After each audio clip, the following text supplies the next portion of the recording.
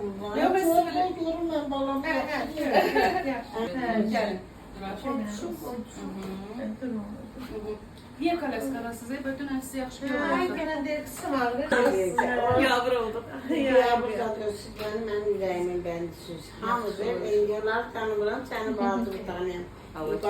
Xala sənə qurban. Allah eləməsin, elə demək. Bu şamaların hamısına biraz müalicə lazımdır. Müalicəmiz, yadınızda o vaxt sizə müalicə elədik. Dedim, çox elədim. Sən dedim, mənim axmaq gözümdə oldu, xala sənə qurban. Dedim, xala, yadından çıxır, mənim elə qocalsan da yadından çıxır. Yadındadır. Mən bütün 10 Dedim, il xala, bundan sənə əvvəldə deyirəm, yadındadır. mənə tapşırdı, mənim özümdə oldu axmaqlı. Dedi ki, səni deyirəm, ildə bir dəfə heç özün gəlmə, qan ananın özünün kağızını at mənə kifayətdir. Təzə başlanğıc olanda biz ona görə deyirik ki, müayinələr Bilirəm, günahlarım hamı danlayır məni.